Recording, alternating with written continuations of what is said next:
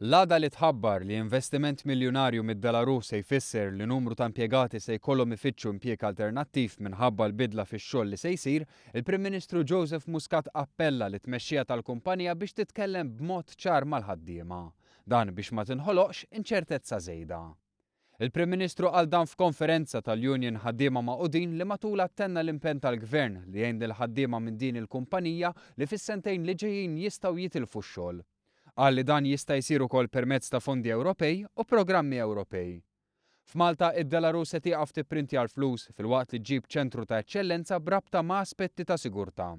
Il-Prim Ministru innota kif dan huwa wkoll effett ta' globalizzazzjoni.